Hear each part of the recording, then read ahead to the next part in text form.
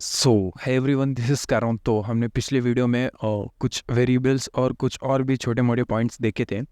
तो आज हम वेरिएबल्स को डीप में जानेंगे और भी कुछ पॉइंट्स है जो कि आपको जानना चाहिए, वो हम आज के वीडियो में डिस्कस कर रहे होंगे। सो बिना किसी देरी के आइए शुरू करते हैं।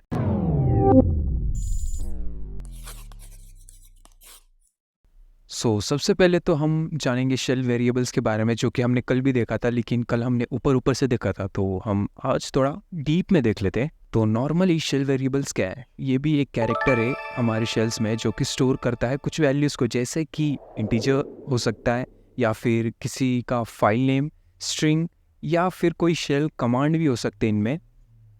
हम ये कहें तो ये बेसिकली पॉइंटर्स होते हैं to the actual data stored in the memory. हमारे पास इनको डिफ़ाइन करने के लिए कुछ रूल्स होते हैं, कुछ हम देखेंगे कैसे लिखा जाता है, और ये सब हम आज के वीडियो में डिस्कस कर रहे होंगे। तो हमें वेरिएबल्स के बारे में डीप में पता होना ये एक अच्छी गुड प्रैक्टिस है शेल स्क्रिप्ट लिखने की। आइए हम कुछ रूल्स देख लेते हैं। रूल्स क्या होते हैं? वेरिएबल नेम कंटेन करना चाहिए अल्फ़ाबेट्स को, जैसे कि फिर वो स्मॉल ए टू जेड हो गया, या फिर upper case A to Z. यहाँ तक हम उसमें कुछ न्यूमेरिक्स भी ऐड कर सकते हैं। और एज हम स्पेशल कैरेक्टर्स की बात करें तो हम अंडरस्कोर भी यूज़ कर सकते हैं।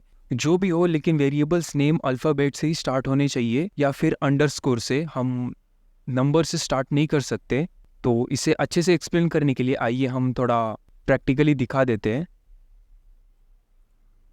तो फॉर एग्जांपल हम वेरिएबल्स को कुछ ऐसे कुछ भी अल्फ़ाबेटिकल स्टोर कर सकते हैं। अगर हमें स्पेशल कैरेक्टर यूज़ करना है तो हम अंडरस्कोर यूज़ कर सकते हैं, फिर ऐसे स्टोर करके। अगर हमें न्यूमेरिक भी ऐड करना है तो ऐसे स्टोर कर सकते हैं, या फिर हम न्यूमेरिक यहाँ पे स्टोर कर सकते हैं। और नॉर्मली अगर हमें स्टोर करना है तो हम कुछ ऐसा स्टोर कर सकते हैं, लेकिन हम यहाँ पे आगे नंबर्स या फिर ऐसा कुछ नहीं स्टोर कर सकते, वो इनवैलिड होगा। तो पहले आइए मुझे डिफाइन करने दीजिए। ये हो जाएगा हमारा। तो ये जो भी है ये हमारे वैलिड है। तो हमने ये तो देख लिया वेरिएबल्स वैलिड कैसे हो सकते हैं, हमें कौन सा वेरिएबल कैसे डिफाइन करना है। और अब हम बात करने वाले हैं इनवैलिड के बारे में।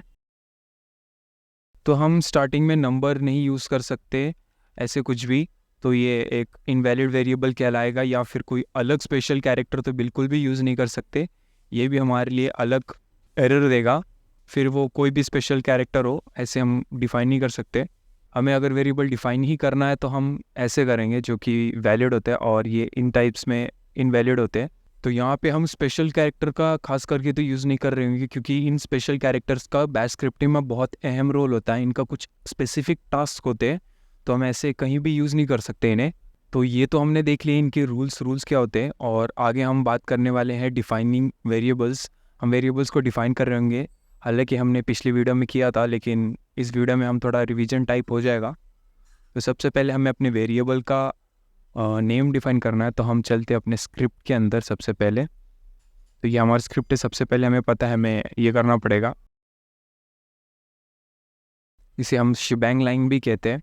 तो आइए हम वेरिएबल्स को डिफ़ाइन करते हैं सबसे पहले। तो इस टाइप के जो वेरिएबल्स होते हैं उन्हें हम स्केलर वेरिएबल्स कहते हैं। वो एक टाइम में एक ही वैल्यू को स्टोर कर सकते हैं। तो अभी तो हमने ये देख लिया कि वेरिएबल्स को कैसे डिफ़ाइन करते हैं। अब हम उस वेरिएबल्स को एक्सेस करना सीखेंगे, उनको कैसे एक्सेस करना है। तो ये भी बहुत ईजी है, आपको चिंता लेने की कोई बात नहीं है। हम जैसे कि मैंने कल बताया था, इको हम कुछ भी प्रिंट करवा सकते हैं। तो यहाँ पे अगर हमें वेरिएबल्स को प्रिंट करवाना है तो हम देंगे डॉलर साइन। इसलिए मैंने कहा था हम स्पेशल कैरेक्टर्स को नहीं रखेंगे, क्योंकि उनके अलग अलग टास्क होते हैं। यहाँ पे हम डॉलर से वेरिएबल को कॉलिंग करते हैं। तो डॉलर के आगे हमें ये लगाना है जो वेरिएबल को हमने रिकॉल करना है। तो यहाँ पे मैंने ये दे दिया और एंटर करके, खैर हम दोनों वेरिएबल को एक साथ एक्सेस करना चाहते हैं तो हम करेंगे यहाँ पे डॉलर वेरिएबल 1, और उसी के साथ साथ में हम दूसरा वेरिएबल भी एक्सेस करना चाहते हैं जो कि है हमारा नेम। यहाँ पे करते हैं हम एंटर। आइए हम इसका आउटपुट देखते हैं। मैं एस्केप क्लिक करके इसे सिर्फ सेव करूँगा और मैं अपने दूसरे टर्मिनल में चला जाता हूँ। और यहाँ पे मैं ls करता हूँ और इसे मैं रन करने की कोशिश करूँगा। तो आप देख सकते हैं यहाँ पे प्रिंट हो रहा है 1 कैरॉन। तो यहाँ पे जैसे कि नम वेरिएबल में 1 स्टोर्ड है और नेम वेरिएबल में कैरन स्टोर्ड है। आप ऐसे समझ सकते हैं हम अपने घरों में कोई मटेरियल रखते कुछ डिब्बों में भर के, वैसा ही कुछ ये है, और एक को हमें उसे रिकॉल करने देता है, उसे बुलावा भेजता है प्रिंट करने के लिए। तो कई बार क्या होता है, मैं पहले स्लाइड पे चला जाता हूँ। तो कई बार क्या होता है, हमने वेरिएबल को सेट कर दिया, लेकिन कई बार हमें उन्हें अनसेटिंग भी करना पड़ता है। तो हमारा जो अनसेट कमांड है वो डायरेक्टली शेल में वेरिएबल्स को डिलीट कर देता है अगर वो स्टोर्ड हो तो in the form of list variables. तो इन्हें हम यूज़ करने का तरीका देखेंगे। सबसे पहले आइए हम अपने शेल में चलते हैं। तो ये हमारा स्क्रिप्ट था, जैसे कि हमने यहाँ पे 2 वेरिएबल डिफाइन किए थे। यहाँ पे हम करेंगे इंसर्ट मोड में पहले जाना पड़ेगा, ओके। तो यहाँ पे हम करेंगे अनसेट, तो ये इसका फंक्शन है। तो यहाँ पे हम आगे बताएंगे कौन से वेरिएबल को अनसेट करना है। नम को हमें अनसेट करना है। यहाँ पे हम करते हैं एंटर, और अब करेंगे हम एको, और फिर से हम वही करेंगे, और आइए इसे प्रिंट करते हैं हम। तो अब आप देख सकते हैं यहाँ पे सिर्फ कैरन प्रिंट हो रहा है, 1 प्रिंट नहीं हो रहा है। ये इसके वजह से प्रिंट हो रहा है, मैं दिखाता हूँ। तो यहाँ पे हमने ये प्रिंट किया है, इसके बाद हमने अनसेट किया है, और इसके बाद जो भी आएगा यहाँ पे इसने अनसेट कर दिया num1 को। तो इस एको के लिए num1 डिलीट हो चुका है, लेकिन ये अनसेट के ऊपर ये वाली कमांड है, ये तो इजीली रन ही हो जाएंगे। तो यहाँ पे हमने देख लिया वेरिएबल्स को कैसे अनसेट करना है अगर कोई रिक्वायरमेंट्स हो कमांड के हिसाब से। तो अब हम बात करेंगे वेरिएबल टाइप्स के बारे में। इसमें आप ये कन्फ्यूजन मत लेना, कल हमने डिस्कस किया था वेरिएबल्स की डिफाइनिंग के बारे में, जो एक टाइप्स होता है। तो वहाँ पे 2 टाइप्स होते हैं, एक यूज़र डिफाइंड और एक सिस्टम डिफाइंड। तो यहाँ पे हम डिफाइनिंग की बात नहीं करेंगे, एक्चुअल में टाइप्स क्या होते हैं। तो सबसे पहले होता है लोकल वेरिएबल्स। तो लोकल वेरिएबल्स एक वेरिएबल जो कि specific to the current instant of a shell होते हैं। वो बेसिकली यूज होता है विद इन द शेल, लेकिन वो अवेलेबल नहीं होता है प्रोग्राम या फिर अलग से दूसरे शेल्स के लिए जिस शेल में हमने उसे डिफाइन किया रहता है। फॉर एग्जाम्पल जिस हम शेल के अंदर ऐसा कुछ डिफाइन करेंगे तो वो सिर्फ उसी शेल में एक्टिव रहेगा, किसी और के शेल में वो वेरिएबल स्टोर नहीं होंगे। तो normally in case of local variable जो हमारा नेम है वो एक वैल्यू है जो कि स्टोर करता है कैरन को, और एक ये टेम्परेरी स्टोरेज में चला जाता है वो शेल स्क्रिप्ट में। तो वो सिर्फ शेल स्क्रिप्ट में रहेगा, किसी और के स्क्रिप्ट या फिर किसी और शेल में नहीं जा सकता। तो हम सेकेंड वन के बारे में बात करते हैं जो कि एनवायरनमेंट वेरिएबल्स कहलाते हैं। तो ये वेरिएबल कॉमनली यूज होता है configure behaviour of a script, जो कि प्रोग्राम रन करते वक्त शेल में यूज़ किया जाता है। तो नॉर्मली मैं कहूँ एनवायरनमेंट वेरिएबल एक बार यूज़ करने के बाद वो कोई भी यूज़र उसे एक्सेस करता है। तो एनवायरनमेंट वेरिएबल में अगर हम बात करें तो ज़्यादातर यहाँ पे आते हैं सिस्टम वेरिएबल्स जो कि पहले से डिफाइन किए गए रहते हैं। फॉर एग्जांपल मैं यहाँ पे करूँगा एको, और एक वेरिएबल्स होता है हमारे सिस्टम में पाथ।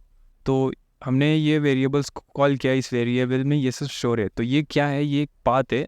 अगर हम कोई भी चीज़ फाइंड करते या फिर हमारे सिस्टम को फाइंड करना पड़ता है तो वो इसी पाथ के द्वारा जाता है। पहले इसमें जाएगा, नहीं मिला इसमें जाएगा, फिर से वो यूजर में ऐसे करते करते वो चीज़ों को फाइंड करता है। तो ये पाथ जो भी रहता है उसमें स्टोर रहता है, और हमने इसे रिकॉल किया। तो इन्वायरमेंट वेरिएबल में हम भी डिफाइन कर सकते हैं, लेकिन मोस्ट ऑफ द जो वेरिएबल्स होते हैं वो सिस्टम से डिफाइन होके आते हैं, और लोकल वेरिएबल में तो हम ही डिफाइन करते हैं। तो लास्ट वन वेरिएबल्स के बारे में बात करते हैं जो कि है शेल वेरिएबल्स। तो ये जो वेरिएबल्स होते हैं वो सेट हुए जाते हैं पहले से ही शेल से, और इसे यूज़ करने के लिए खास करके शेल के लिए इसे डिफाइन किया जाता है जो कि उसका करेक्टली फंक्शन काम करे। तो ये शेल वेरिएबल्स में ये दोनों वेरिएबल्स आते हैं, जैसे कि लोकल वेरिएबल्स और एनवायरनमेंट वेरिएबल्स।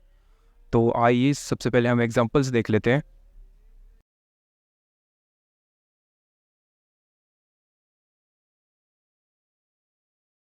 तो यहाँ पे हमने PW किया जो कि प्रेजेंट वर्किंग डायरेक्टरी को प्रेजेंट करता है। तो हम कहाँ पे वो उसने प्रिंट कर दिया जो कि इस फाइल में स्टोर रहता है, और जो कि होम डायरेक्टरी होता है वो इस वेरिएबल में स्टोर होता है, और हम कौन सा शेल यूज़ कर रहे हैं वो शेल में यूज़ होता है। अब मैं यही कमांड कुछ चेंजेस करके दिखाऊंगा।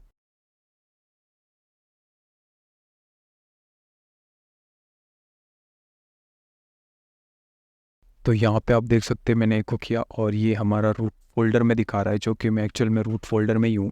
तो ये होते हैं हमारे शेल वेरिएबल्स। सो ये थी हमारी आज की वीडियो, और आई होप आप लोगों को पसंद आया होगा। So please let me know in the comment, and I will say आपने यहाँ तक देखा, और थैंक यू फॉर वॉचिंग।